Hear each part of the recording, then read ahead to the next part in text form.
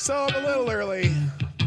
Tell you what, I hit the wrong button. So let's just end this and do this and get it going. Because, you know, who needs that extra couple minutes?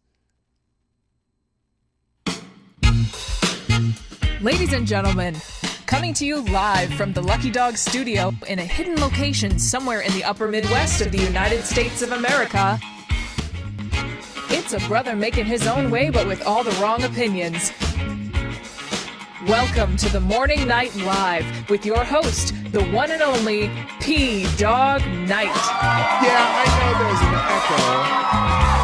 That's all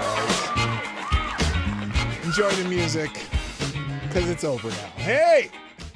Good morning, everybody. Welcome to the Morning Night Live. I'm your host, Marty, down here. Also known as Dawg Knight on the internet. And welcome back to the Dawg Knight Channel on this Friday, the 19th of April, 2024. And I just realized tomorrow's 420. Any 420 partakers? If you're a 420 partaker, put a hand in the chat or a one or something. That's not my thing. Some of you already know my gummy story. And it's never been my thing. But if you partake, that's your prerogative. You're an adult and you're allowed to do that shit. So anyway, hey, so it's Friday and it's kind of the Whatcha Got show. We'll take over the show, Q&A show, just have fun show. I only pulled up one article because I knew there'd be I didn't know. I assumed there might be a few others. Some trending topics we'll talk about briefly, but mostly this is a show for you. You can take over the show in a couple ways. You can just keep chatting in the chat and also dropping articles in the Streamlabs, asking just for a Hamilton if you can. If you can't, that's cool too. But just we're going to let you determine the direction of the show. And then at the end of the show, not as late as I normally do, I'll try to get it in a little earlier so I get out of here on time. We're going to do the Q&A. So Friday Q&A, if you want to participate on YouTube, you just hit that little question thing up there in the top of the chat and drop some questions in that tab. Or if you're on Rumble only, you can put several question marks before and after your questions. So, and they can be questions about anything, as you well know. Often the questions get some get spicy, some get a little funny, some are just out there wild, and you know who you are. And it's a lot of fun just getting through it. So anyway, got my cup of Joe in the got it the Key West southernmost point of the continental USA cup, ready to go. It's delicious. And also, I got to thank somebody already dropping Hamiltons left and right. Mr. Gunfox61, you are the new Streamlabs Superstar sponsor of the day. Dropping 3 articles in the tip jar. One of them was what I wanted to talk about. I'm glad you found an article on it because I wanted to mention this one. So thank you very much. You saw the notifications. In fact, I'll just replay one of them. We'll replay the original. There it is. Because that's not the Jack. It's not Jack Cochran's girlfriend. Anyway, on several different donations on Streamlabs, there are various little pop-up notification things. Some are dancing girls, some are funny, some are this and that. So if you look in the description of this video, it tells you which ones are which. Now, if you don't know what they are, well, then donate that much and find out, because it kind of tells you what they are in a way, but not really. So I don't know if I don't mention that too often. But I have several different alerts for several different occasions. So check out the description of the video and donate as you will. The goal today is $60, which we're halfway there. Whoa, we're halfway there. Whoa, living on a prayer. Take my hand and make it, I swear. Enough of that. Enough of Bon Jovi. I don't do a good Bon Jovi because my voice is not raspy enough. Johnny, you do it on the die. I can't keep that up. All right, let's say hi to everybody and get it going. First, the chat over at Rumble. Mr. Avocado Stably gets the bell. Also supporting Jimmy Das Hotel. And the current Streamlabs Superstar sponsor of the day, Gunfox 61, dropping Hamiltons and articles left and right. Also the absolute awesome administrator of the Dawg Knight Discord server. Thank you for being here. Also, over on YouTube, first in the chat is also Avocado Diablo because he is the one. You're still the one who can scratch my itch. You're still the one. With a twitch. Good morning, also Kara Soldier, Gunfox 61, Jesse Leon, Trippy Liberty, what's up, my brother? Good morning, also Patty O Furniture, Anon 123. I can't decide if I want to do the 123 from what is it? Is it My Fair Lady? No, not My Fair Lady. What's the one where she's over in Siam? Is that that's The King and I. Shall we dance? 1, 2, 3, 1, 2, 3. Shall we dance? 1, 2, 3, 1, 2, 3. Or do I want to be like the Count? 1, 2, 3. I can't decide. Anyway, that was way too big of an explanation. Also, good morning, Jimmy Das Hotep on YouTube. Good morning, also Jonathan Peterson. Welcome back, sir. Zed the Snarky's in the house. Simon Wolfwood. Renee Mayette. It's Funky Friday. Yes, it is. Also, good morning, too. That skipped a little too far. Did I miss somebody? No, I didn't. I got okay. Attack Alpacas in the house. You're ridiculous lunatics in the house. Amazing Disgrace. Truck and Bear. Oh my gosh. Old Home is back in the house. What's up? You get one of these. And also Annal N. Yes, The King and I. The Count was better. 1, 2, 3. Okay, so anyway. Yes, it was The King and I. How did you know? Yes, it was The King and I, not My Fair Lady's King and I. You know your musicals too. I know old school musicals for some reason. Probably because I was in theater. But need a little more evil laugh. Well, I'm not that evil. I am not. See, that's the thing. I'm not evil. It's hard to be evil. I'm a good boy. Okay, I am a good boy. All right, let's get into the news. Just little trending topics. And then Gunfox dropped a few articles. Jedi Ghostbear sent me one over the internets. And then it's Friday, so you guys decide what I'm going to talk about. I'm going to go through these pretty fast, and then you guys got to tell me what the hell you want to talk about. But although Gunfox might have filled the show with these three, because I'm pretty sure I'm going to rant on at least one of them. By the way, thank you all the people who have tweeted out the show, done those notification things. That includes Somnambule Nation, Jimmy Das Hotep, Gunfox 61, Mr. Truck and Bear, and who is this? Silver Tier. I'm not even sure who that is, but thank you for retweeting the show. Is it somebody that has a different name on the show or in the chat? I don't know. And then also Zed the Snarky and Tyler F. So thank you very much for tweeting out the show. Share the stream. I appreciate it when you do that kind of thing because, you never know who's going to see it and say, hey, I'm going to go watch that too. So if you're on X, the app formerly known as Twitter, I just put that in the chat. You can just click that and then hit the repost button and keep that going. So I appreciate all of you who do that on the regular. Thank you very much. All right, now let's get to some news. Now, some big news. This was weird yesterday. Why isn't this refreshing? There we go. Apparently there was a major issue yesterday in the 911 system across a few states. So here's the story from NBC News. Major 911 outage in 4 states leaves millions without a way to contact local authorities. Good morning, Unacceptable Views. I see you sneaking in there. So Lumen Technologies say some customers experienced an outage when a third-party company physically cut our fiber while installing a light pole. Someone thought that this was a hack, but I'm not understanding how. Well, if one company, like one fiber getting cut at one company, can shut down 4 states' 911 systems.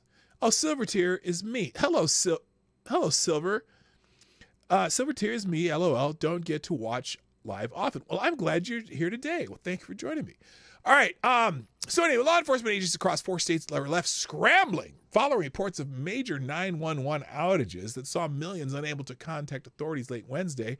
Many of the outages reported in Nebraska, Nevada, South Dakota, and Texas were restored by late evening, but the Federal Communications Commission on Thursday said its investigation is just getting started. When you call 911 in an emergency, it is vital that call goes through.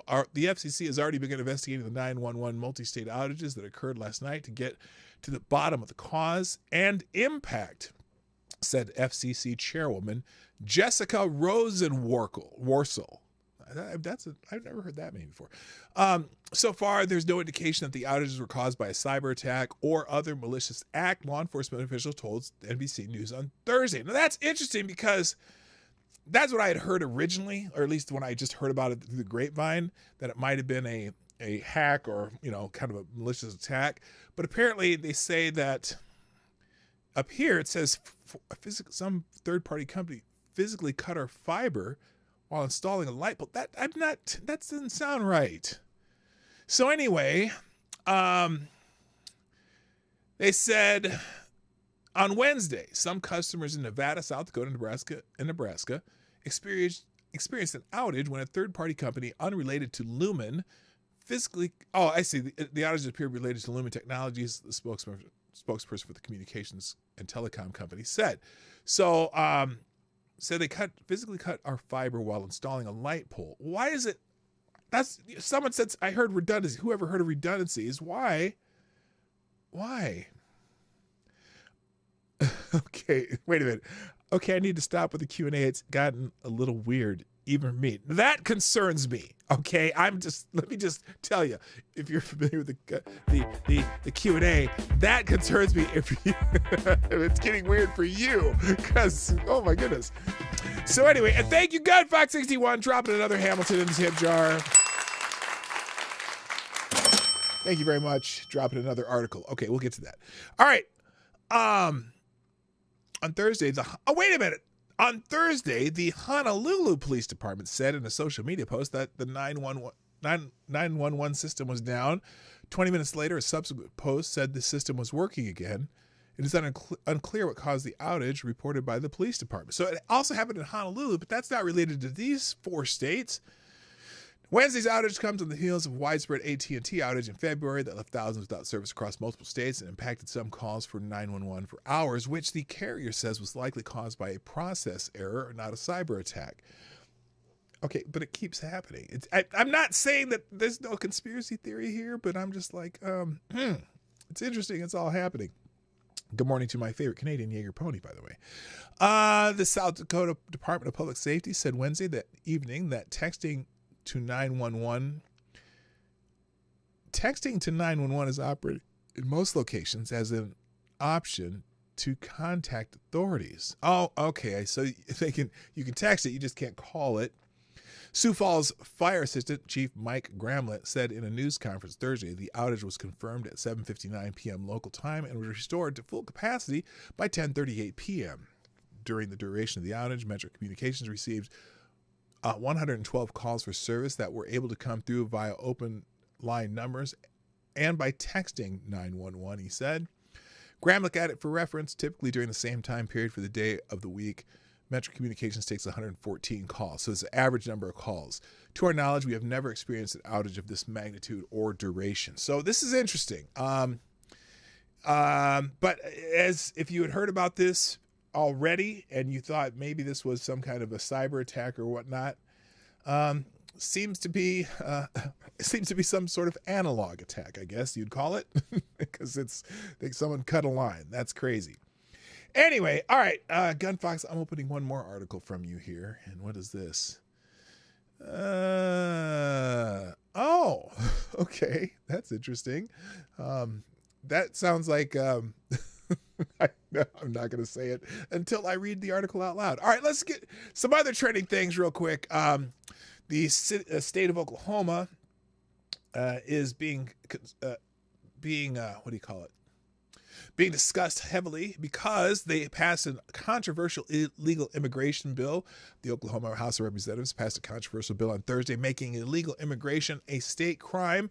The legislation, which was debated for nearly 2 hours, was approved on a 77-20 vote. The bill, similar to legislation in Texas, allows state police to arrest illegal immigrants for impermissible occupation. Democrats have criticized the bills as extremist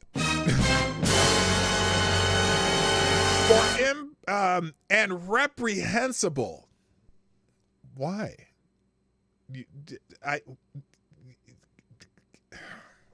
Isn't illegal immigration? Isn't crossing the border illegally a crime? I don't know.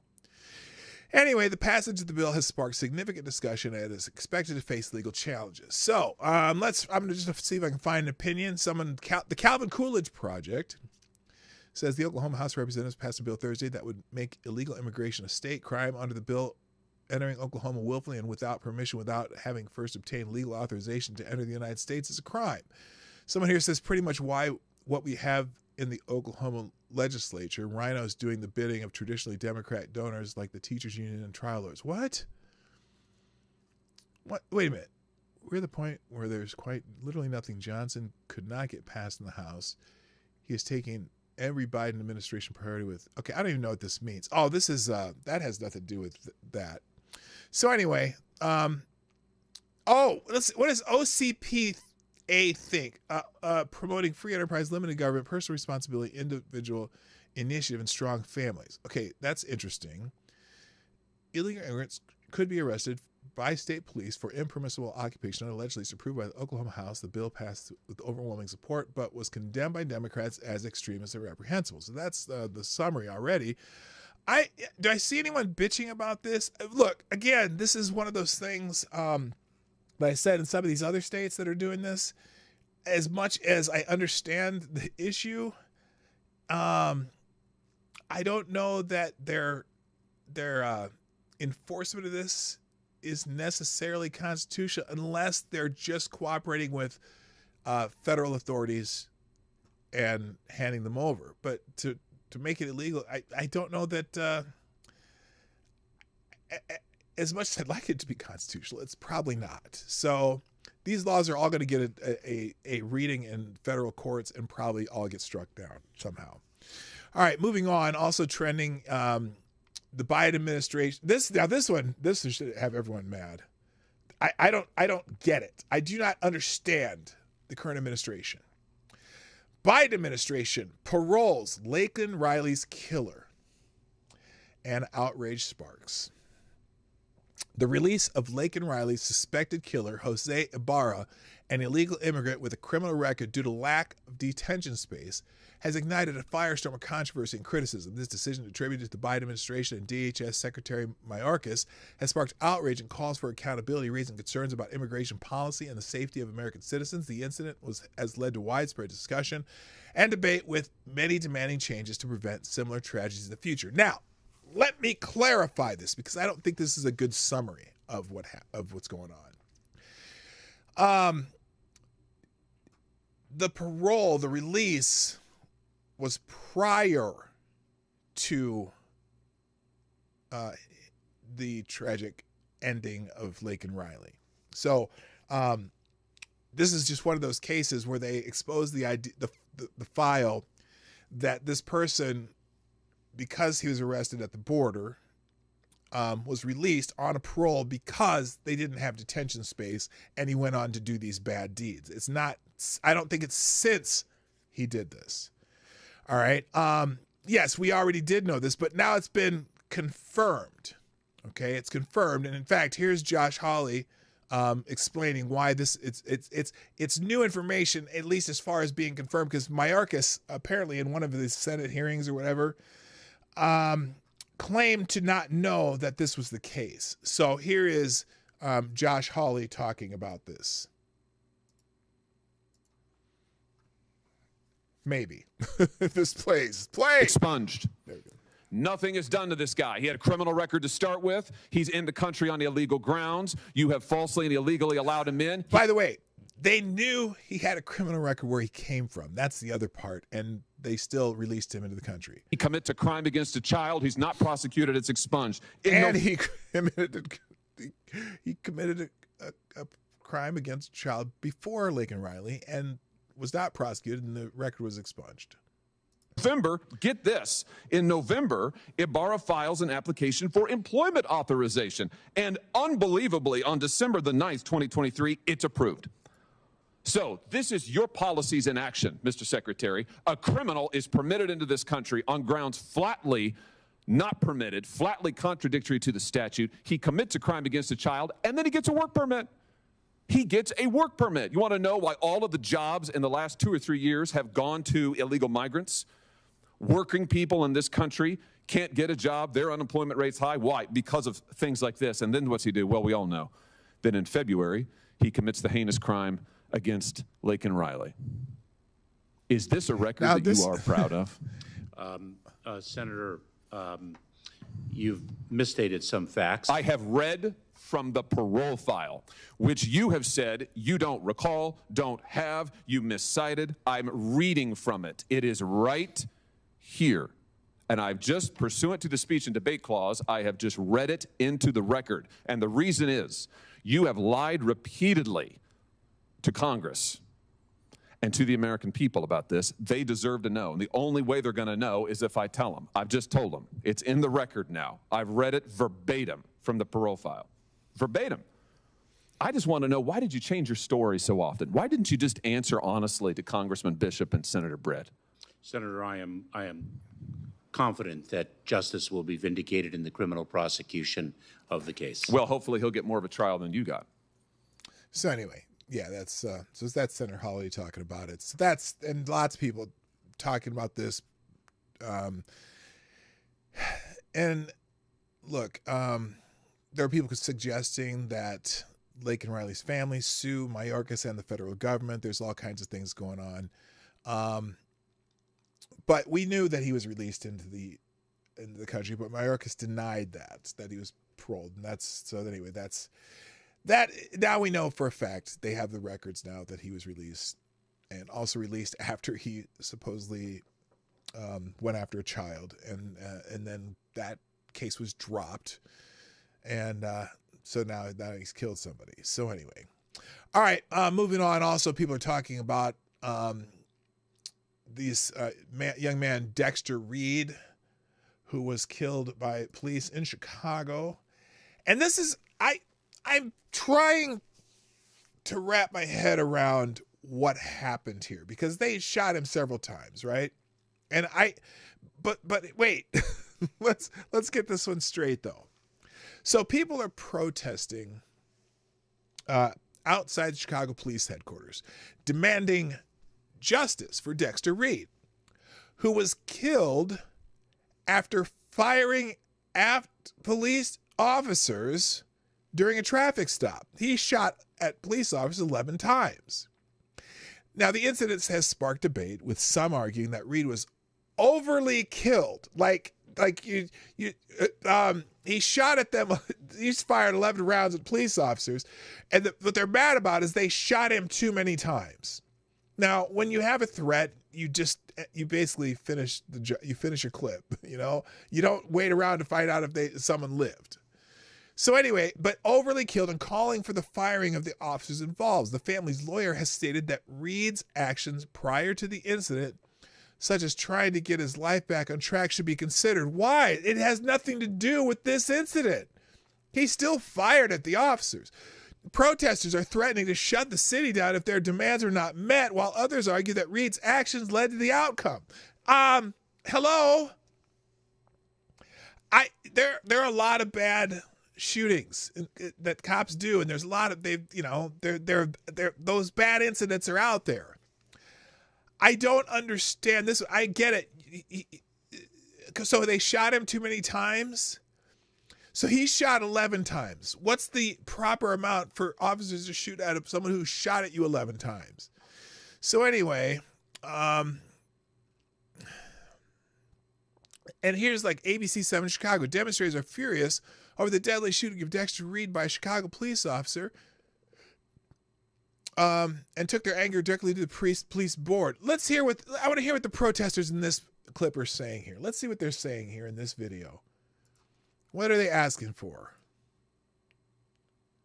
When do we want it? What do we want? And when do we want it? And if we don't get it, justice for who? Justice for who? Dexter.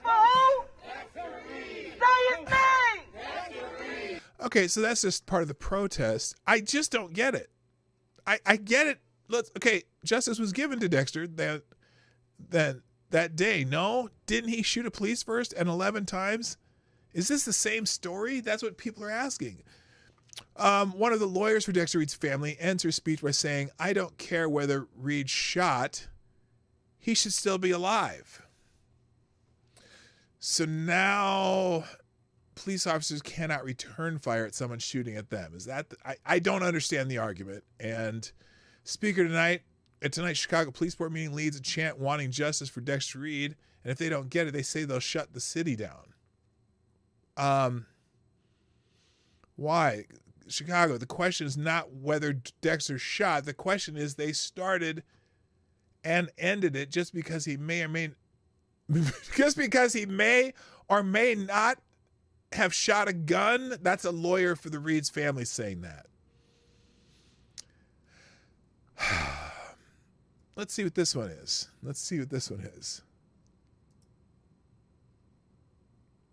The question is not whether Dexter shot. The question is if they started it and they ended it, and can we justify what they did just because he may or may not have shot a gun? Now, this is the thing.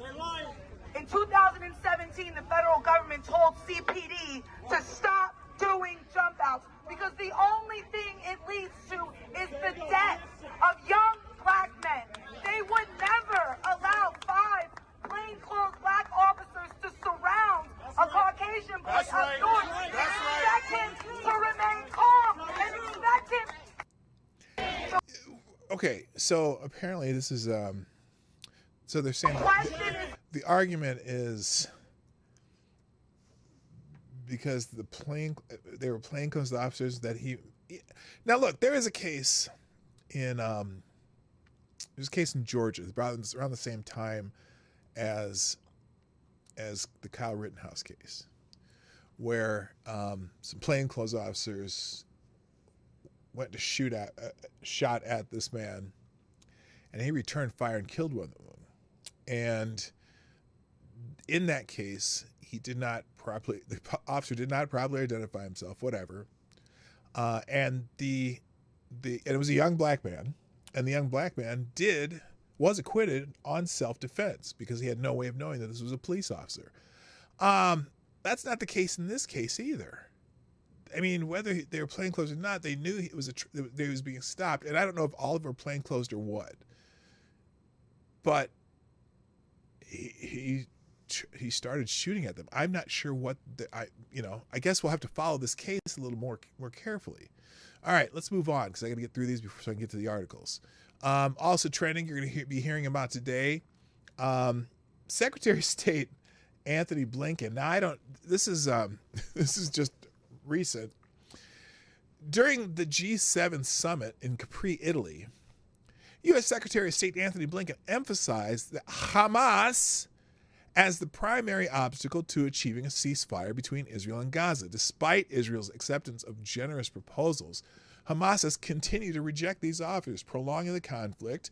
Blinken highlighted that the international community must understand that the only thing standing between the Gazan people and a ceasefire is Hamas, which seems more interested in a regional conflict than a ceasefire. The statement underscores the ongoing concern over the situation in Gaza and the role of Hamas in the conflict. So, does that surprise anybody? Now, someone named Suleiman Ahmed says Hamas's official statement. Blinken's statement confirms the American administration's blatant bias towards Zionist fascism. Oh, was that what his statement says? The statements made by U.S. Secretary Anthony Blinken, in which he claimed that Hamas is the one obstructing the ceasefire in the Gaza Strip, It is a confirmation of the American administration's blatant bias towards Zionist fascism and falsification of reality that confirms that whatever obstructs the course of negotiations for his personal political calculations, he is the terrorist Netanyahu. No, look,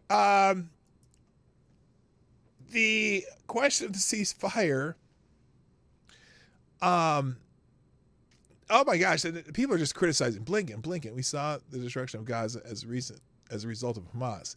He clearly thinks Israel is not responsible for the deaths of 33,000 Palestinians, including 13,000 children. What a way to distort the facts. Hey, again, Hamas committed an act of war. They got the war that they asked for. And they buried themselves and housed themselves under hospitals, schools, and sensitive locations, and tried to prevent Gazans from fleeing when the Israelis gave them warnings of where they were going to attack. So, yes, Gazans are, certainly Hamas is as responsible for this as anybody else. Israel gave them the war they asked for. They attacked a country with a far superior military. What are the rules in that? It's unbelievable. Now, there are people here, most of the people here, I'm reading this, are critical of Blinken for saying this.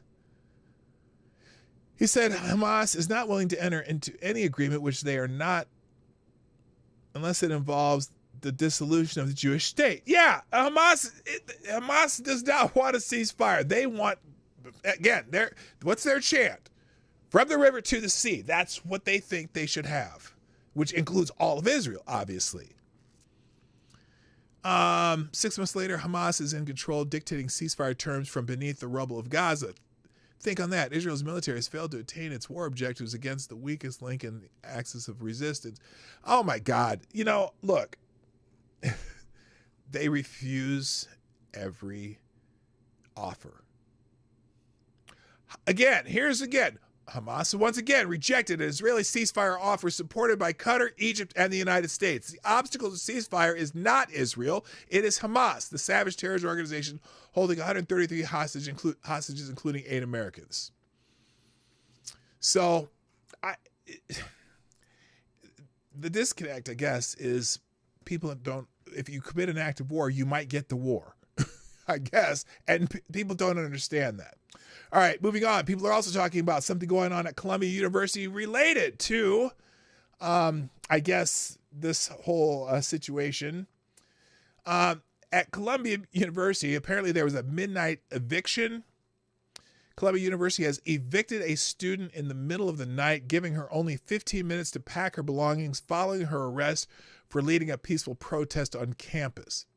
This action has sparked widespread outrage amongst students and faculty, with many calling for collective action and potential lawsuits against the university. The incident raises questions about the university's handling of student protests and its commitment to the safety and well-being of students. Now, let's see here. Josh Hawley said, take a look at this insanity at Columbia University overnight. I'm told Jewish students are in fear of their lives. So here is, and someone here says, Columbia never looked so good. Now they say Palestinian students, there's no such thing, are making history. So here's what's going on at Columbia. This is one of the protests going on. Trying to see this, I guess.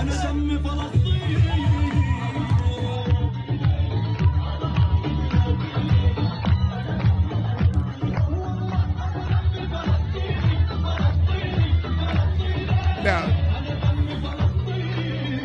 so it looks like just dancing and stuff right in this clip. Now I'm curious though. I'm curious what actually happened here.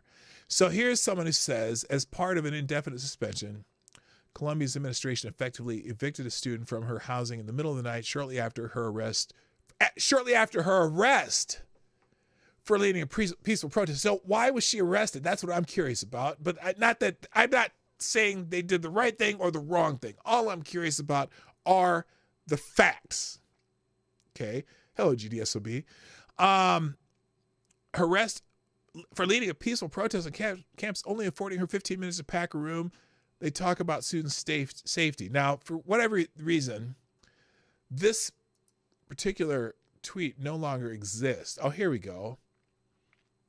Okay, this is the student. Her name's Miriam something.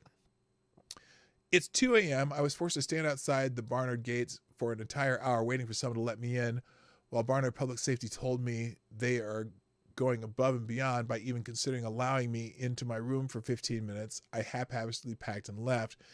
Giving us 15 minutes to pack it up and leave from our housing is seriously twisted. I'm not surprised at all. I'm glad the administration is finally showing their face to the general student body, because student organizers have known from the start how evil these administrators are. Well, that would make me want to leave the university then. I would quit the university and not come back.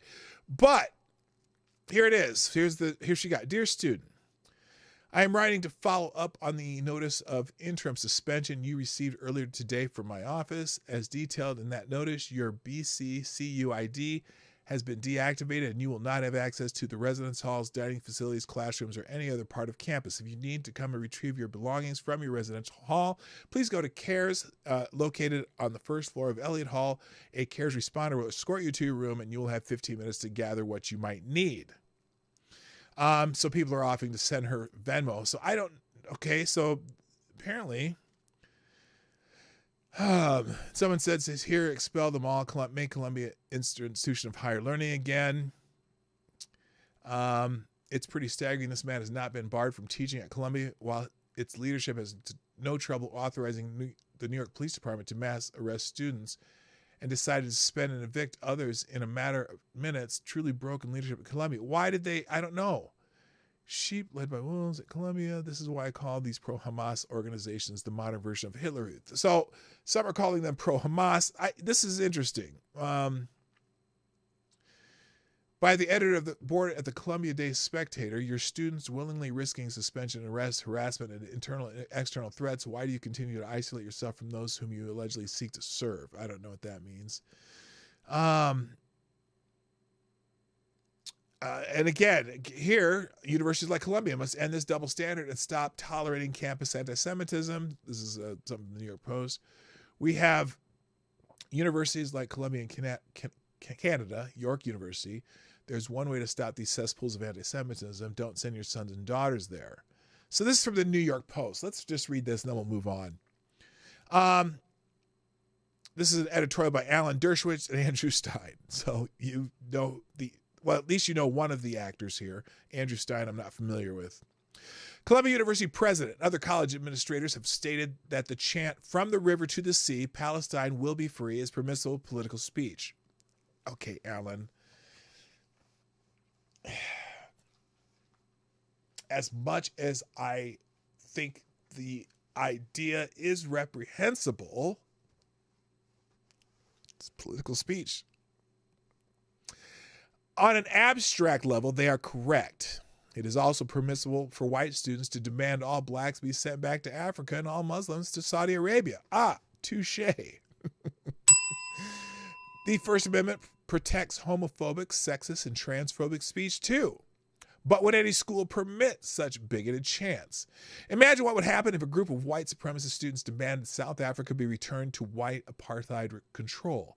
From the Atlantic to the Indian Ocean, South Africa should be free of all blacks and returned to white control.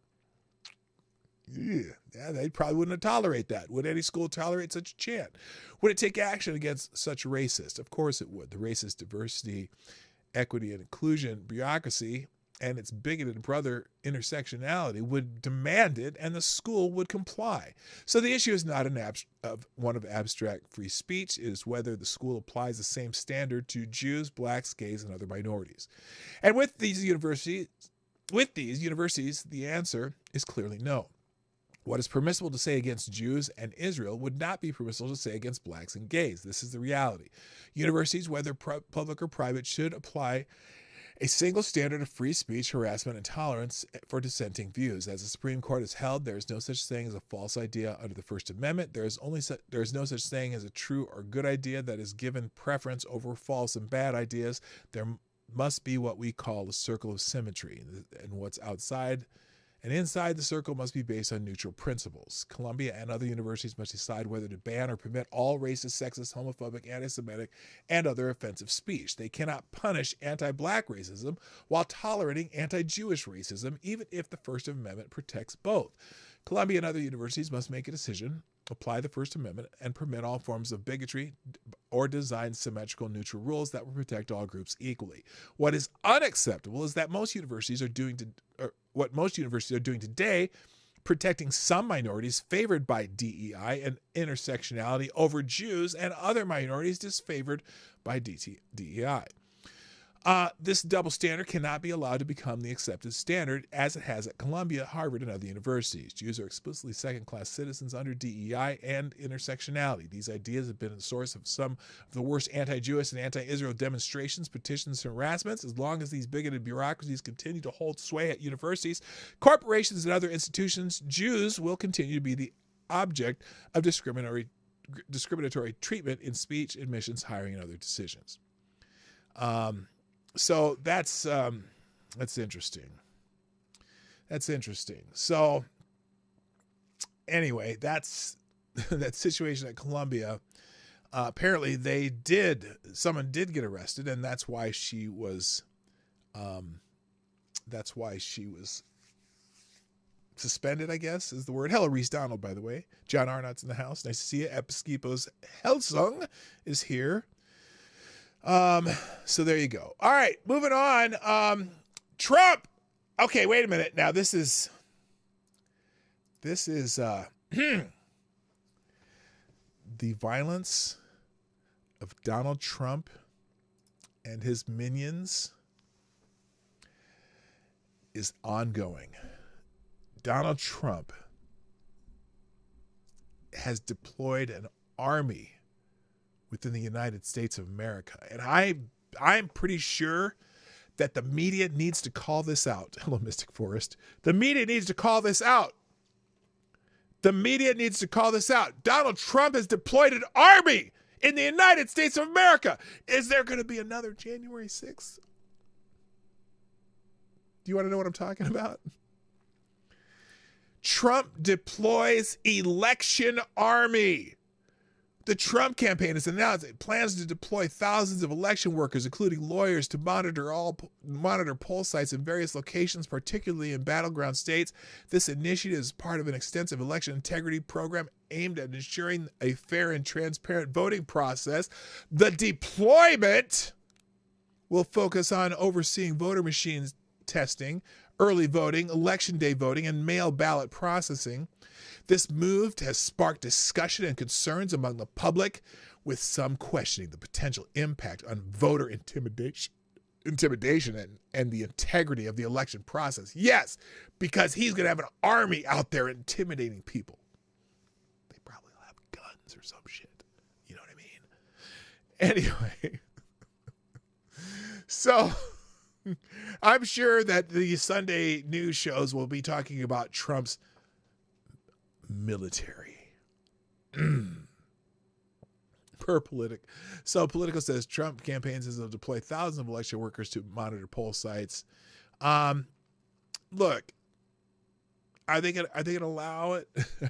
Are they gonna allow it? Are they gonna force because you know how they are with when they like the poll watchers, and when there's poll watchers that are tend to be on the right, they kind of force them away and out and whatnot. But the poll workers work in the streets in Philadelphia or whatever in certain districts. They just, oh yeah, you're good. You can come intimidate poll people coming to vote. Very interesting. Look, the Republicans are notoriously bad at the ground game, like the Democrats are very good at. And so I think what they're doing is they're taking a nod kind of from the Scott Presslers of the world to have more people with, shoes on pavement out talking to people and whatnot. Not poll washers. Stop it, GDSOB. That's funny. All right. Now, related now, there's also a discussion about black voters. And because Stephen A. Smith, the sports commentator, has got some people riled up because he's talking about Trump's legal troubles and how black people relate to them, or not relate to them, but at least perceive them. So, a black American's take on Trump's legal battle sparks debate. Sports commentator Stephen A. Smith recently sparked a heated debate by defending Donald Trump, stating that black people find him relatable due to Trump's legal troubles, drawing parallels to historical struggles of black Americans. Now, this controversial take has been met with mixed reactions on social media and by political figures, with some questioning the validity of the comparison and others agreeing with Smith's perspective. So let's see what Stephen A. Smith said first. Oh, D.L. Hughley's mad, I'm sure. So here's just a clip of Stephen A. Smith. I guess he was on Fox News. When I think about Donald Trump, I think about this case in New York. I mean, I'm looking at the Democrats right now. And again, primarily, I have voted Democrat throughout my life, but I'm utterly disgusted with what I'm seeing because it seems to me that they're trying to use the law and the courts. They've clearly politicized this thing with Donald Trump because they can't come up with a strategy to offset the momentum he's clearly gained. In at least 5 polls, he's up. He's up in the polls over Biden, at least 5 polls that I counted. That's the reality of the situation. Despite the counts against them, the indictments against them, being impeached twice and all of this other stuff, he is the presumptive GOP nominee. And you don't seem to have the issues in your favor, you believe. So because of that, you're going to manipulate the system as best as you possibly can to avoid him possibly running for re-election again. That appears to be their strategy, but I'm here to tell you, it's not working.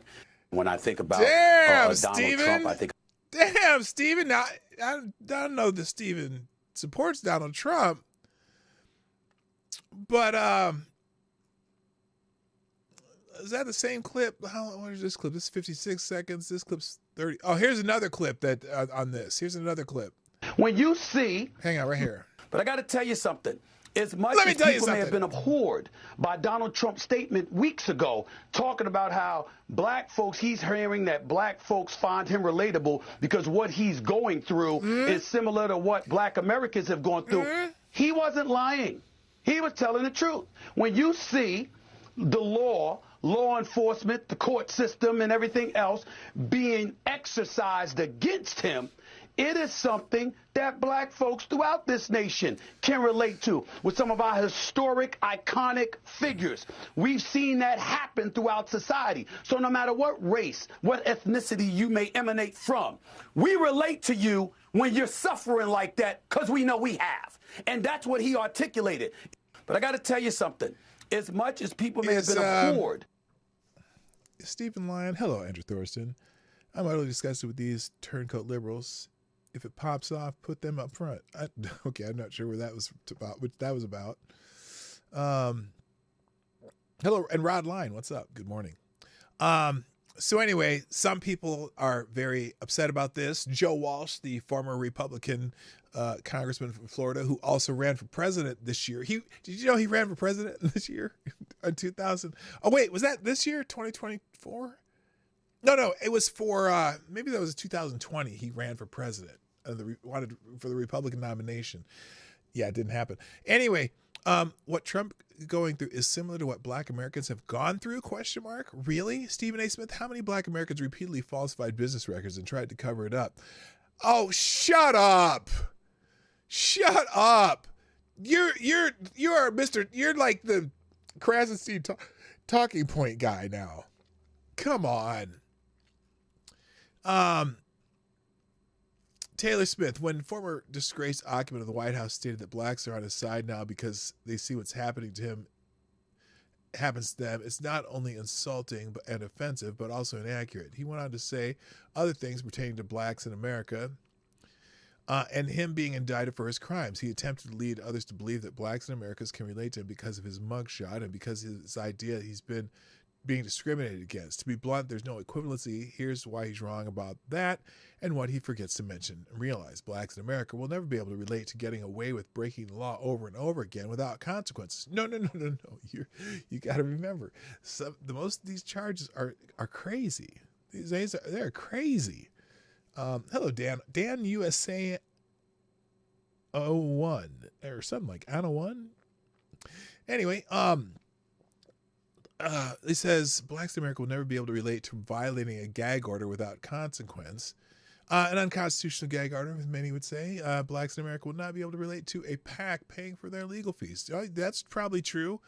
Of course, these apply to almost every American, mostly any and every American. Okay, wait a minute.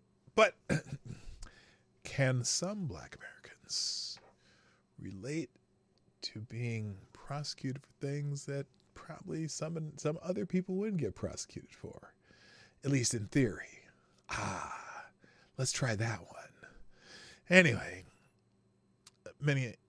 mostly any and every American, regardless of their race, will not be able to relate to the former disgraced occupant of the White House. The truth is that his actions and how he's been able to dodge real accountability just wouldn't work out for the rest of us like it does, or has up until this point, as it does for him. No. See, again, if you are creating and manipulating law in order to try to get him, and you're doing it during elections, and that seems to be, it's kind of like when you get stopped by police, and all of a sudden, you have nothing in your car, and all of a sudden a dime bag pops up in your back seat, and you're like, where did that come from? That's what this is more like. You're just manipulating shit to make it look like someone's a criminal. Now, does that happen to just black people? No, it happens to has happened to other people. I'm not saying it's just a black thing, but that's the part where, especially this case in New York, where the federal government is not prosecuting for the federal crime that would be the prerequisite for the state crime. Well, the federal government is not prosecuting for that crime. The last administration nor this administration are prosecuting for that crime. And yet the state is prosecuting, making some business falsification a felony because it was related to another crime. But there is no other crime. Wouldn't you need to be convicted of the other crime to be convicted of this crime? I don't. It ain't happening. So let's just take that one in particular. Now, I'm not saying that this is because that black people are being unfairly persecuted, whatever. Although maybe in the past they have. So look,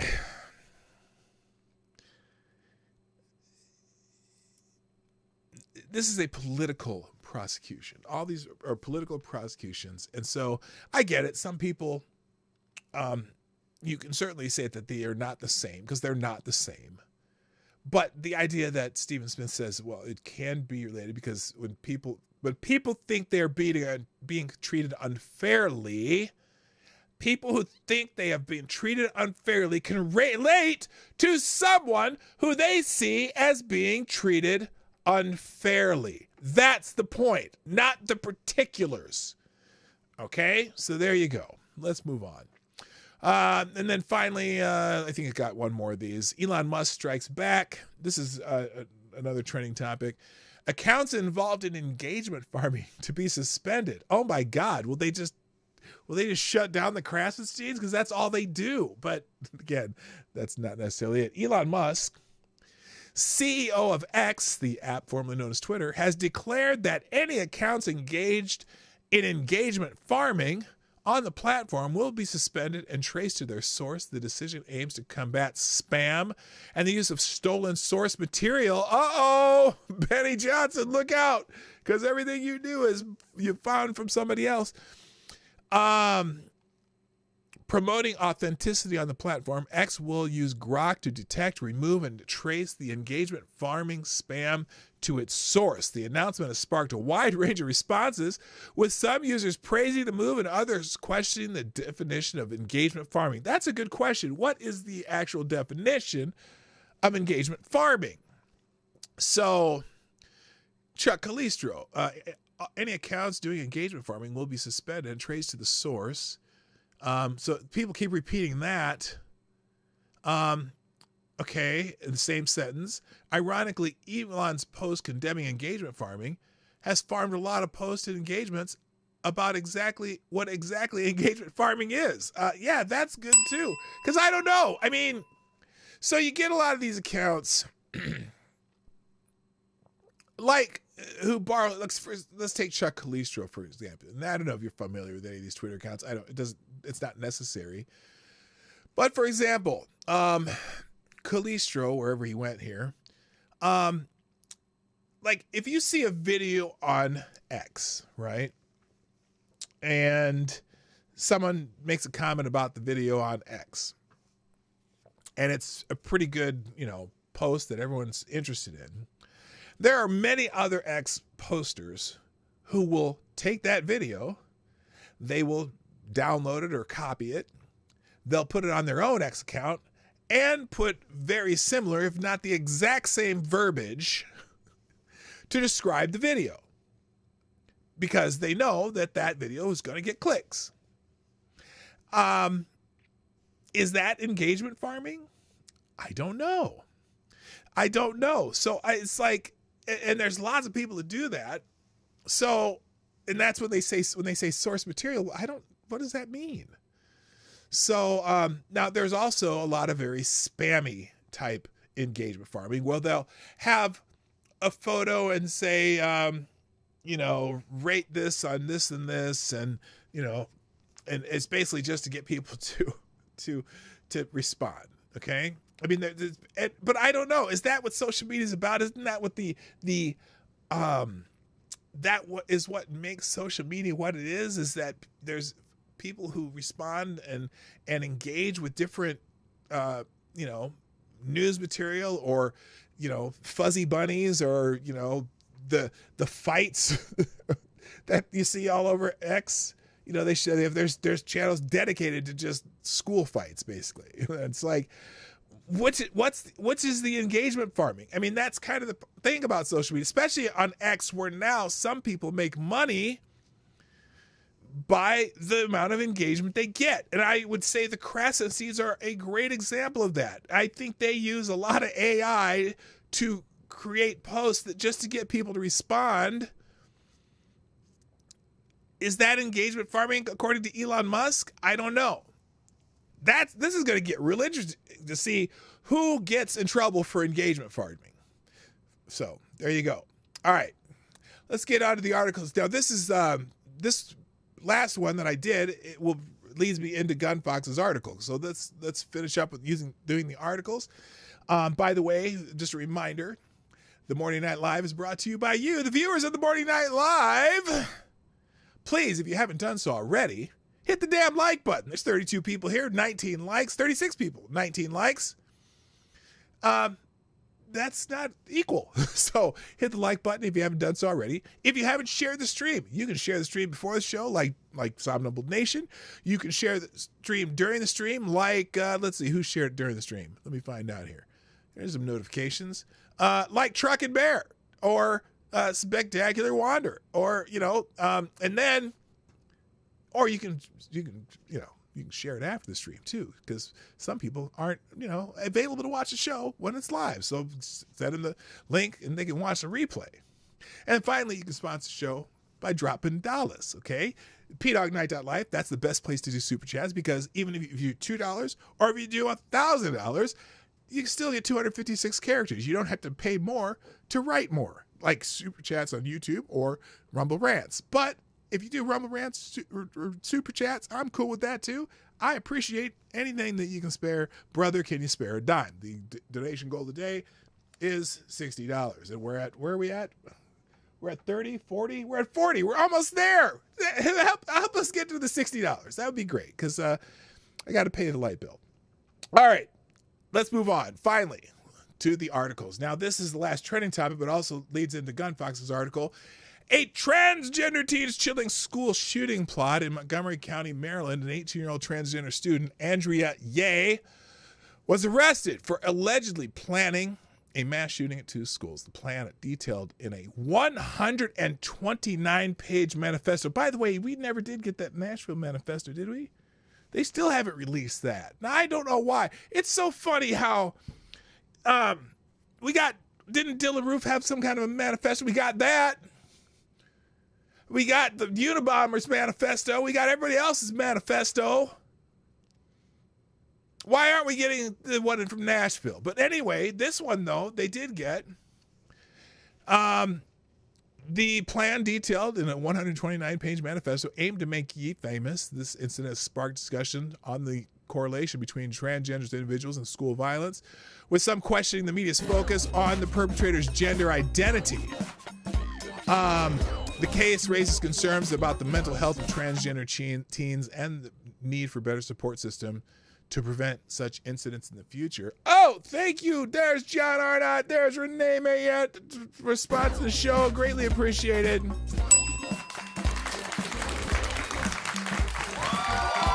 Greatly appreciated. Morning, Marty. Take my money. That's awesome. Now, I don't know. Do those even show up in the... I don't know if those show up in the thingy. The thing. You know the thing. Let me see something here. What the hell's going on here? Do those show up, or is it only Streamlabs? Only the Streamlabs show up. Okay, well, you're getting closer. I'll count those. So we're actually at $59.99. So there we go. All right, let's get back to this. So here's an article in This is CNN. And let's see if CNN focuses on the fact that this student is transgender. Now, this is a female student who I guess claims to be a male. I don't know. And thank you, Gunfox61. Or no, that's not Gunfox. That's Avocados Diabli. Thank you. Self-repeating Frank and Ants. Doesn't make sense now, but it will. Okay, we'll get there. I gotta get to that. I gotta get to the Q&A today. A Maryland high school student was arrested and charged with threat mass violence after police say they discovered evidence revealing the teen had plans to commit a school shooting, authorities said Thursday. The arrest on Wednesday came after authorities discovered a 129-page document they say is written by 18-year-old Alex Ye. The Montgomery County Department of Police said in a news release Thursday. Authorities learned of the writings following an exchange Ye had via Instagram messaging with an unidentified person who felt the school shooting was imminent, according to the teenager's arrest warrant. The identified person knew Ye from an inpatient treatment at a local psychiatric facility, the warrant says. Ye referred to the writings as, quote, his memoir, end quote, which begins with a disclaimer that it is a work of fiction, the arrest warrant says. In the document, Ye writes about committing a school shooting and strategizes how to carry out the act. Ye also contemplates targeting an elementary school and says that he wants to be famous. Again, they haven't made any indication that the student's transgender yet, because people are complaining about that. Let's finish. Let's keep going here. A search warrant obtained by investigators led internet searches, drawings, and documents related to threats of violence and mass violence. The police department said it was notified by the FBI about Ye's alleged writings, which prompted a joint investigation by the two agencies. Ye is being held at Montgomery County Central Processing Unit, awaiting a bond hearing. It is unclear if Ye has an attorney. Ye was hospitalized in December 2022 for threatening to shoot up a school, homicidal and suicidal ideations. According to an arrest warrant, the student was then hospitalized for 5 months in 2023 at Johns Hopkins Pediatric Unit for homicidal ideations. More recently, on March 5th, FBI agents interviewed a school counselor who worked with the student from late 2022 to early 2023, and Ye would express violent thoughts such as shooting up a school or wanting to hurt people and would smile while saying it, according to the arrest warrant. The student did say he wanted to shoot up Wooten High School and his elementary school, but never stated the name of the elementary school. The counselor knows the school to be Lakewood Elementary, the arrest warrant says. In response, the school district has increased security as precaution, specifically at Wooten High School, because of valid concern of a school shooting. The arrest warrant noted, adding that they hope it would serve as a visual deterrent. Montgomery County Public Schools said it is aware of the arrest of a student from Wooten High School. The student has not physically attended classes since fall of 2022 and has been enrolled in an online program.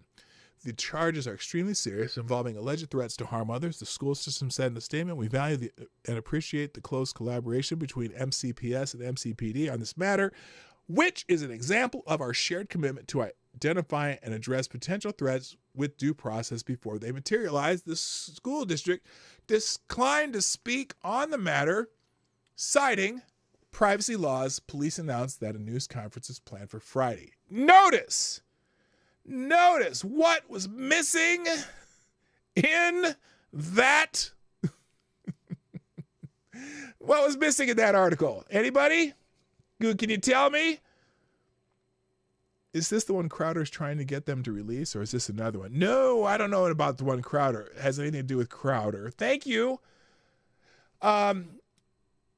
Dewey C. dropping at 762. One true caliber. I'm not sure. Oh, I see, because we're doing all the calibers. Yeah, because the small bullet, and then we got the big bullet, 556, but then the 762 is the true caliber. I don't know the alert on 762. What is that? Oh, that's the dude from the Fresh Prince. Okay. All right. Thank you very much. Sponsors of the show. You are awesome. Love you very much. Appreciate it. All right. Notice what's missing in that article. That this student is a female. Because the student's name is Andrea. Now, look, now in the post-millennial, they did write that it was an 18-year-old trans student. Okay. Now, what's interesting is we know that testosterone is one of the elements that make males a little more aggressive than females, right? And have you noticed there's a trend on these, especially the trans students who, at least the ones that we know that have shot up, planned or shot up schools. Have you noticed they're female to male trans students? Which is interesting. I just find that interesting. I have not seen it go the other way around yet, although I wouldn't be shocked, I guess, because trans women are males identifying as trans. So I'm not sure, but it's interesting because a lot of these, notice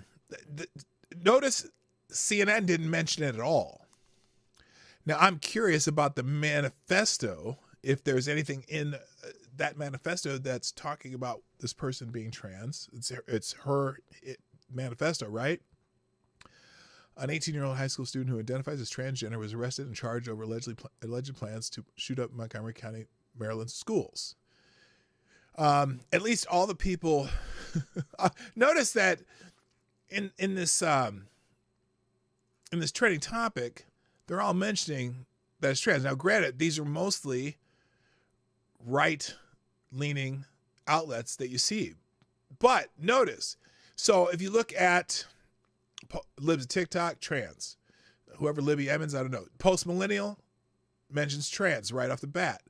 Not the Bee, which is the Babylon Bee's serious news site.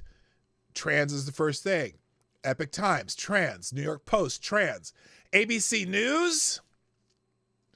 In fact, I'll link all these articles, or I'll put all these articles in the links. Let's see if ABC News mentions it, because the other ones, the mainstreamers are not mentioning that this person is trans.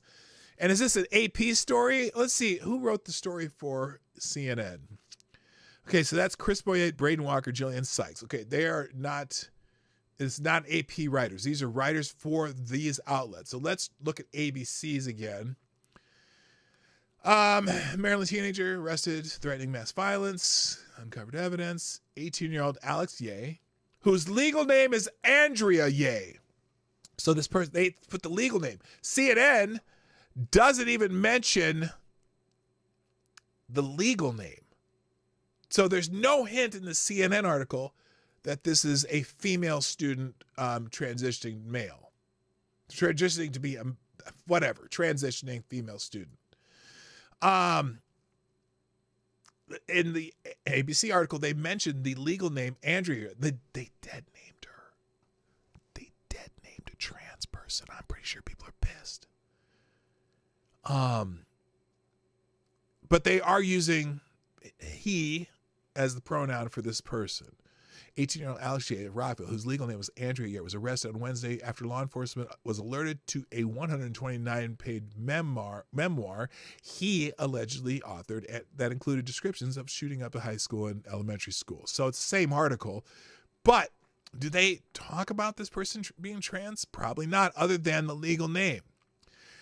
As I scroll down here, court documents state that the witness told police that Ye's memoir was about a transgender main character named James Wang, who was being bullied in school and other issues that the witnesses believed were directly from Ye's life, not indicative of fiction.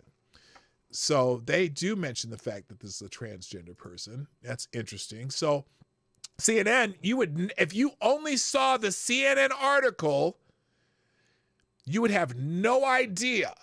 Now, is that an important part of the story? Well, since there have been several incidents over the last couple of years of transgender or non-binary or whatever school violence, it may be another factor. Who knows? So very interesting how some outlets, at least that one outlet, didn't mention it. Are there any others?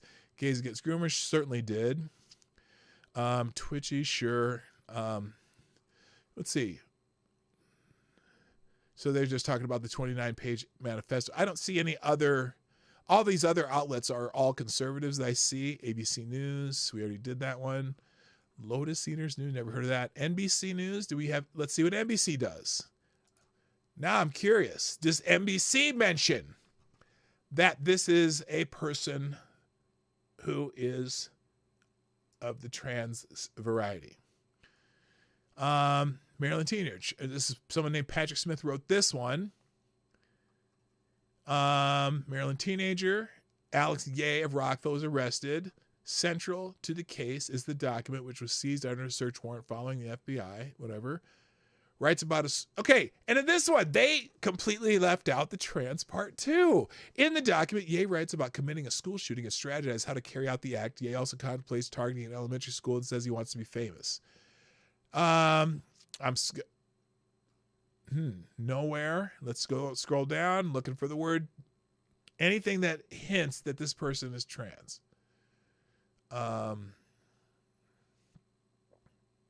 No, not at all. So very much like the article in This is CNN. No mention or even hint that this is a female student who is transitioning to be male or is transitioned to be male. So it's fascinating how the news boards of policy did not allow that. Now, wait a minute.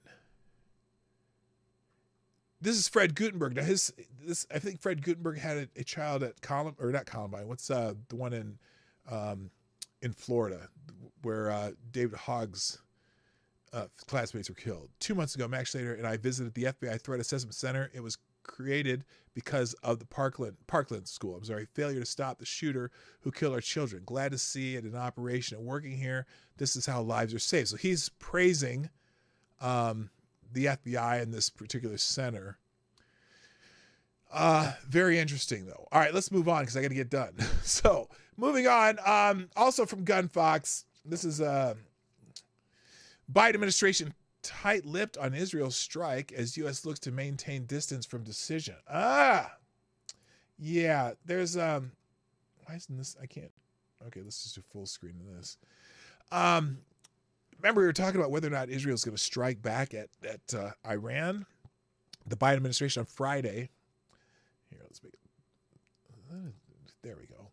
The Biden administration on Friday adopted a tight-lipped approach that reflected U.S. officials' desire to keep levels of distance from Israel's decision to strike back against Iran in what appeared to be limited retaliation for last week's attack. Oh, so they did. I didn't even hear about it. Israel has not commented on the strike, which was reported after 3 explosions were heard close to a major military airbase near Isfahan. State media reported early Friday morning. Iranian officials have said air defenses intercepted 3 drones, and there were no reports of a missile attack. American officials who said they were receiving warning from Israel of their plans, neither endorsed nor condemned. The counterstrike, Israel had told the U.S. on Thursday that it would be retaliating against Iran in the coming days, senior U.S. officials said, adding that the U.S. didn't endorse the response. Instead, the U.S. sought to make it clear the choice was Israel's alone. We were not involved, one of the officials said, because they need to distance themselves from it. They need to distance themselves. Israel informed the U.S. through a variety of different channels ahead of its counterstrike against Iran. A person familiar with the matter said, adding that the warning did not come far in advance, but did not catch the U.S. off guard either. Speaking at the G7 Foreign Minister Summit in Capri, the Italian foreign minister said the U.S. received word from Israel at the last minute of its plans to retaliate. The person familiar said the heads up came on Thursday. So... It's whatever that is. Israel helped the United States CYA, and just, and look, the Biden administration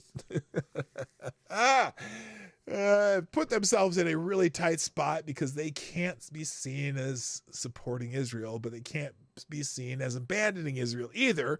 So they basically said, we're going to let Israel make their own decisions, and we're going to stay out of the way, and hopefully no one gets mad at us because Israel struck back, which they absolutely had a right to do. Very much so. Moving on, Mike Johnson also in the news, and this is how MSNBC is going to spin Mike Johnson's woes in the U.S. House of Representatives. This is an opinion piece from MSNBC, so you can expect what you will expect. This is by Alicia Menendez, co-host of The Weekend, and Evan Brechtel, segment producer for The Weekend. This week, citing objections to foreign aid and government spending, Republican Representative Thomas Massey of Kentucky announced he would back a motion to vacate the speakership, becoming the first Republican to join Representative Marjorie Taylor Greene of Georgia, her push to oust House Speaker Mike Johnson. The outcry comes after Johnson, the Republican from Louisiana, is he from Louisiana? I thought he was from Oklahoma. No, he's from Louisiana. Released separate aid bills for Ukraine, Israel, and other U.S. allies. Hey, at least they're separate bills. That's I call that progress. They didn't try to lump them all into one bill. Separate aid bills for Ukraine, Israel, and other U.S. allies, which are expected to get floor votes on Saturday. That'd be tomorrow. This aid will provide vital resources and assurance to our allies and help limit escalation in regions of conflict. But some House Republicans continue to insist Johnson's support for these bills is grounds for removal as Speaker. Okay, let me just... Whether I like the bills he's allowing to be introduced or not,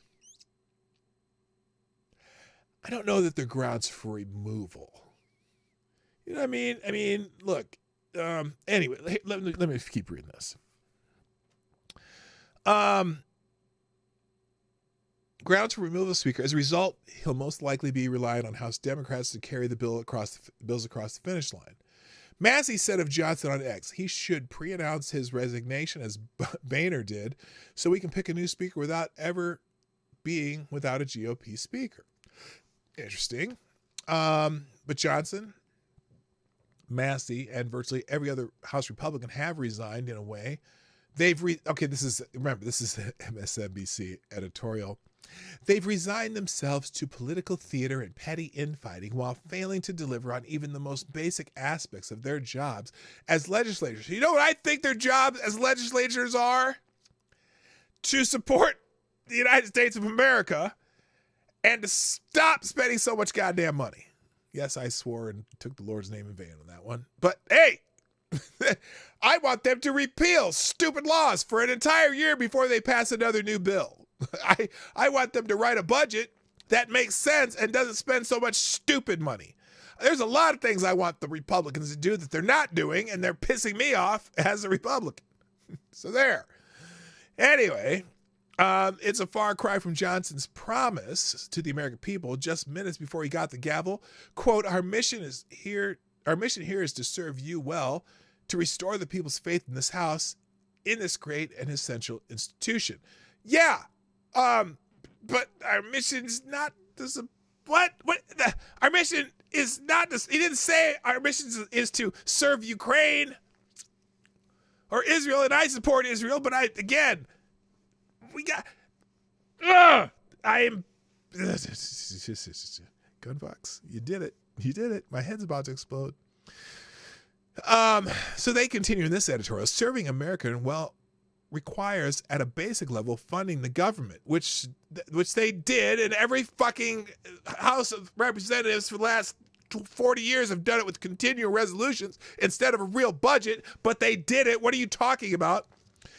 It wasn't until last month that Congress finally passed legislation keeping the government afloat until September, only after House Republicans' refusal to act repeatedly brought the nation to the brink of a government shutdown. Good! Shut it down until you do it right! I don't care! I don't care! I don't care anymore. I don't care no more. You can take this bill and shove it up your ass, 'cause I don't think you have any class. I don't care anymore. Serving Americans means preserving our nation's credit by using congressional authority to raise the debt ceiling. Oh, does that make your credit better by raising the debt, by raising your credit limit constantly and then going to the max on it? I didn't know that made your credit better. I could have sworn that made your credit go worse. What the fuck are you talking about? Oh my God. And avoiding a catastrophic default. You're defaulting on our children and our grandchildren. My grandbabies are going to pay for this shit because I'll be dead. Yes, Bill Collins for the old folks here. Republicans chose instead to fiddle with the full faith and credit of the United States under the guise of fiscal responsibility. You would know fiscal responsibility if it was a cobra that stuck its fucking fangs right into your eyeballs. But one of the most basic examples of congressional service, the first task before the House majority after being sworn in is electing a House Speaker. And just remember, it took an unprecedented 15 votes to elect House Speaker McCarthy of California in January last year when Republicans took over as the majority party. Because they had a...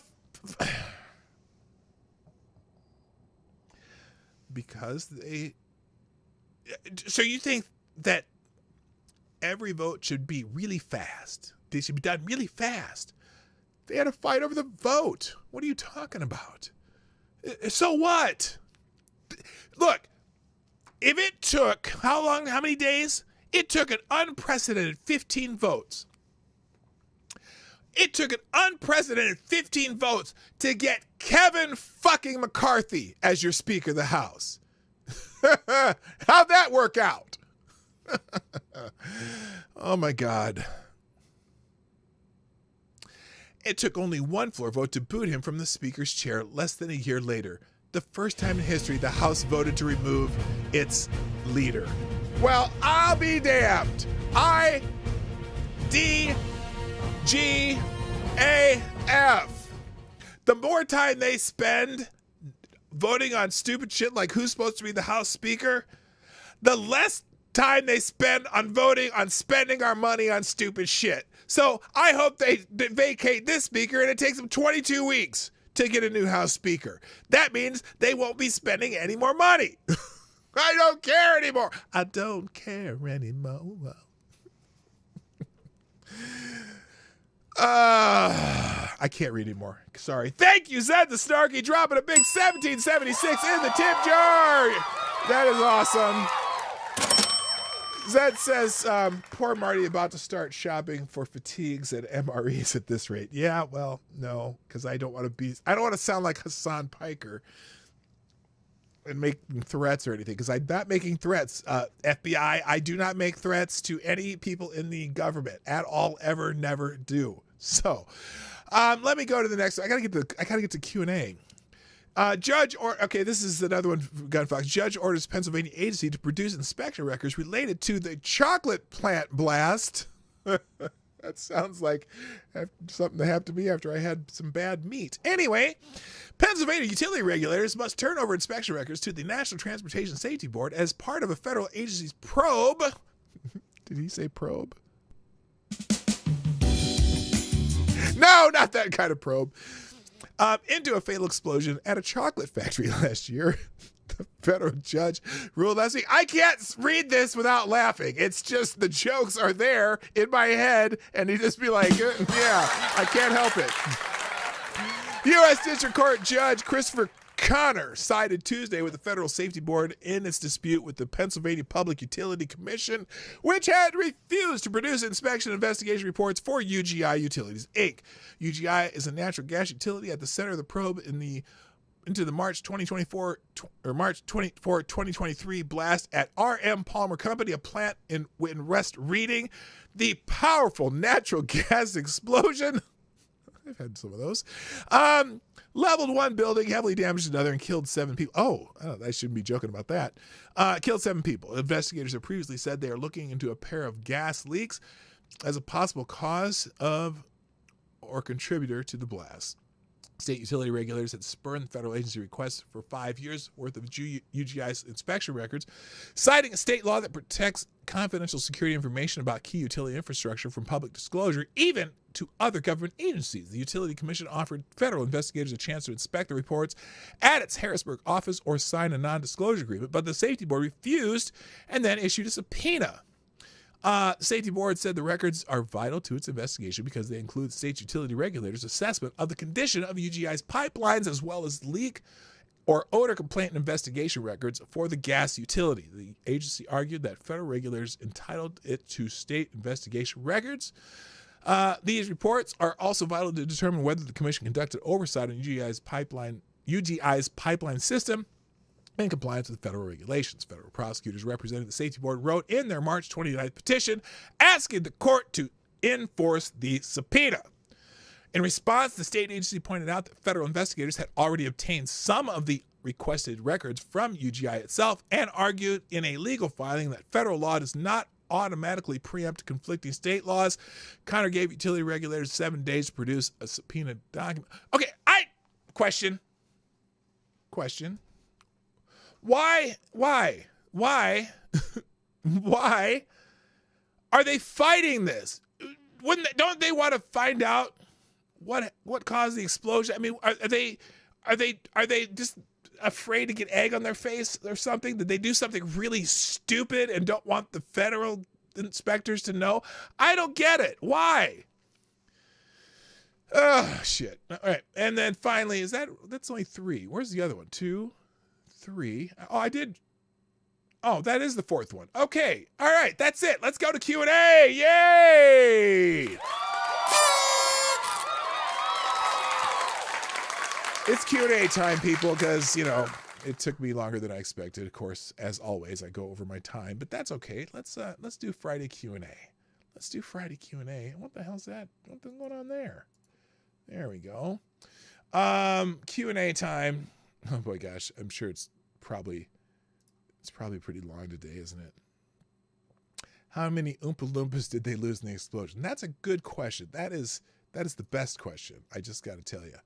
All right, here's Friday Q&A. Let's get through this as fast as I can because I waited too long. So, close. I don't need. Okay, there we go. Oh, that's Top Chat. I need Q&A. Where's Q&A? My computer's slow. Hang on. I need a new computer too, or at least to upgrade this one. Okay, so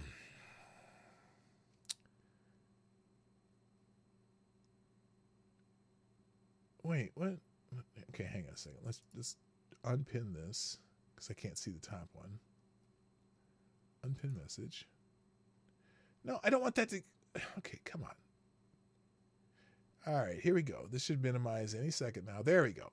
All right, what even is a What even is a self-repeating Franken ant? Should I be concerned about the self-repeating Franken ants? And how do I reliably kill a self-repeating Franken ant? Okay, did I say something that sounded like Franken ant? And this is Abacus Diablo, like 80 Franken ant questions. Which came first, the chicken or the self-repeating Franken ant?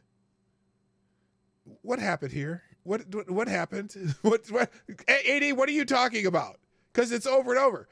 Are you actually spreading misinformation about the self-replicating Franken ants, trying to pull the self-repeating Franken ants wool over our eyes? These are all AD. He's the only one who has questions today.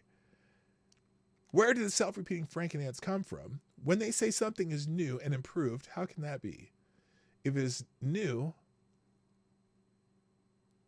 how or what is improving? Oh, that's a new question. Because the Franken ants, you got me confused.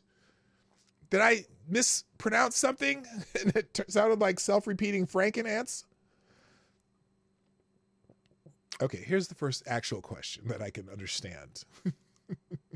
When they said something is new and improved, how can that be? If it is new, how or what is it improving on? Okay, here, I can answer that. So for example, New Coke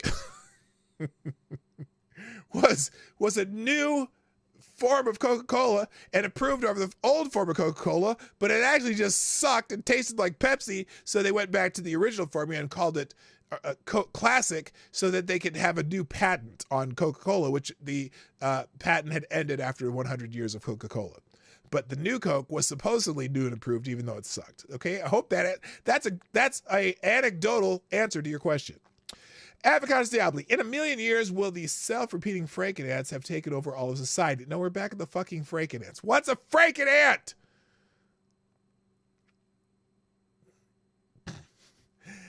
Avocados Diabli, do you think anyone will ever be able to travel to the center of the earth? And when they get there, do you think they will find it populated by self-repeating Franken ants? Okay, the answer to the second part of that question is no. And the part of that first question is no, because they will be melted to death. It's the core of the earth is probably really hot, I'm guessing, because all the heat traps into the middle, maybe. I don't know. That's probably true or something. Like lava. Lava's down there, right? Okay. Avocados Diabli, why do fruit flavors never smell like the fruit they are supposed to be? And what do the self-repeating Franken ants have to do with it? Okay. Second part of the question. Nope. First part of the question, because they're full of shit. The people who say fruit flavors as opposed to just the actual fruit. I mean, does an orange smell like orange? I don't know. What does orange smell like? Orange is a color. All right, Zed the Snarky, here's a question. Let's say you're restricted to get food from only one restaurant due to some idiotic limit that was passed. What restaurant do you pick?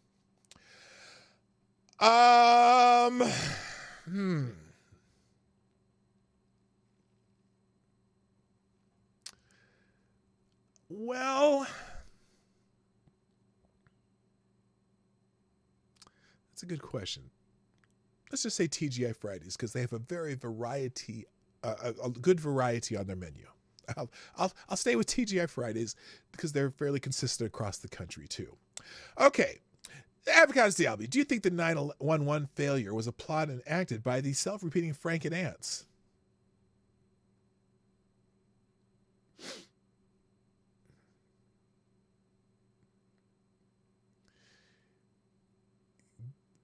Yes. Avocados Diabli, if your coffee maker and your microwave were having a knockdown drag out, whose side would you take? Oh, the coffee maker. My God. Fuck the microwave. I don't need a fucking microwave. I can use fire. Avocados Diabli, do you think if cops shot at someone the exact number of times and then stopped and asked, okay, are you done now? Or do you want to continue? Everyone would be happy. Yeah, that seems to be what they want, okay? The guy fired at him 11 times, and they had multiple officers shoot at him, and apparently got him with 27 or however many shots they got him with. But when you were firing an assailant, cops are treated to keep firing until the assailant is down. So it may take a minute. So yeah, but I think as long as it's exactly the same number, I think they'll still say it's the cop's fault. Avocados Diabli, why are we watching the polls? Pole. What have the Polish ever done to anyone? Or have they started working with these self-repeating Franken ants? Okay, I don't know about the self-repeating Franken ants, but the Polish have been very based when it comes to immigration, so that's why we're watching the polls. And finally, the last question. Will this be the last question about self-repeating Franken-ants, and why is no one else asking about them? Patio Furniture probably has the best answer for that. Defund the self-repeating Franken-ants. So, because they're being defunded, okay? That's why nobody's asking about them. And yes, it'll be the last question about self-repeating Franken-ants until you ask about them again. Now, I don't know what the fuck is self-repeating.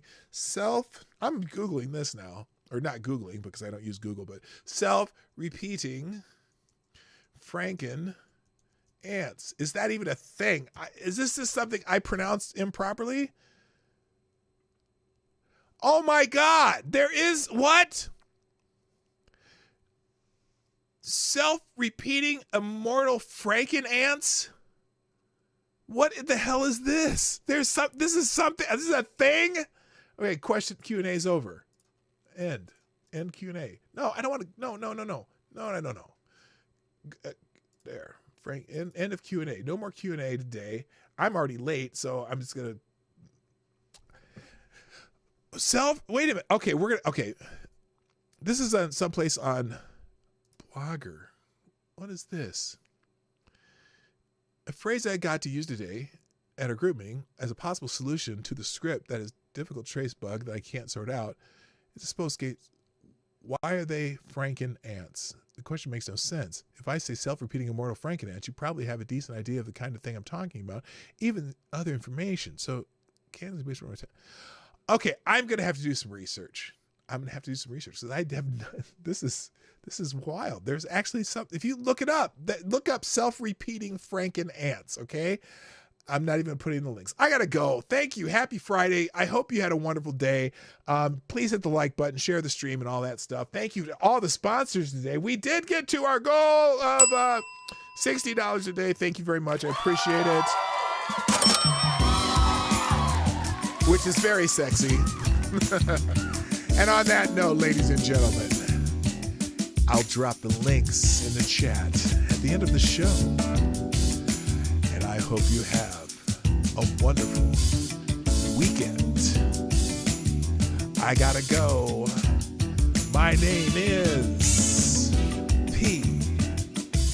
Dawg Knight. And I'm out of here, baby. Bye-bye.